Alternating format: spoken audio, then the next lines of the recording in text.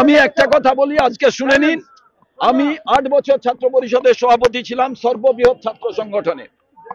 আমি সর্বভারতীয় ছাত্র সংগঠনের সাধারণ সম্পাদক ছিলাম। একেবারে অন্যায়, যতগুলো কলেজে গভর্নিং বডি আছে ভেঙে দেওয়া দরকার। শুধু একাডেমিশিয়ান যারা শিক্ষার সঙ্গে যুক্ত, সেটা তৃণমূলের লোক হোক, আমার আপত্তি নেই, কিন্তু যারা শিক্ষা নিয়ে আলোচনা করেন, শুধু রাজনীতি করেন বলে শিক্ষা রাঙিনায় যাতে না বসানো হয়। পশ্চিম বাংলার শিক্ষা ক্ষেত্রটা জেলে, শিক্ষামন্ত্রী জেলে, তারপরেও যদি রাজ্য সরকার শিক্ষা না নেন, শুধু ছাত্র রাজনীতি করেছে বলে গভর্নিং বডির মেম্বার হবেন আর নির্বাচন হয় না। আমি রাজ্যপালকে চিঠি দিয়েছি, আপনারা জানেন যে নির্বাচন হয় না। নির্বাচন ইউনিয়ন রুম কিসের, কি জন্য ইউনিয়ন রুম চলে? এমএলএ এমপি যারা কলেজে, তারা ইনভাইটই থাকবেন, তাদের ফান্ড থেকে বিধানসভার ভেতরে গিয়ে কলেজের সমস্যা নিয়ে বলবেন। আর যে বিধায়ক বিধায়িকা কিংবা এমপি যারা আছেন, যারা সত্যি এডুকেশনিস্ট, তারা থাকুন। বাকি সব বিধায়ক হয়েছি বলেই কলেজের মেম্বার হতে হবে? আমি শিক্ষার কিছু জানি না।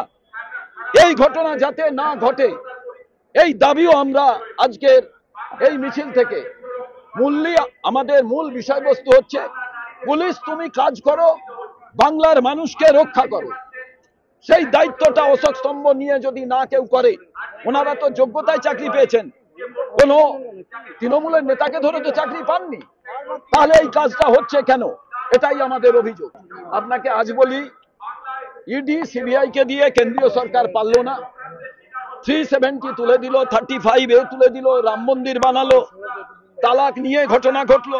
তারপরেও দেখছে যে অর্থনৈতিক উন্নতি, দেখছে ভারতবর্ষের বেকারদের চাকরি, হেভি ইন্ডাস্ট্রি, ম্যানুফ্যাকচারিং ইন্ডাস্ট্রি কিছুই করতে যখন পারলো না, তখন নির্বাচন কমিশনকে বিজেপি পার্টির একটা শাখা তৈরি করে এবার নির্বাচন কমিশনকে সামনে রেখে ওরা লড়তে চাইছে।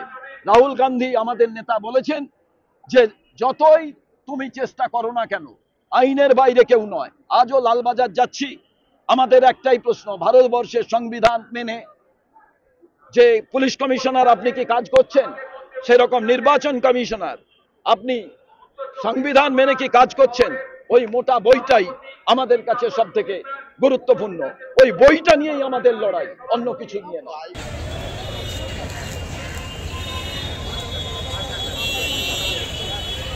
পশ্চিমবঙ্গ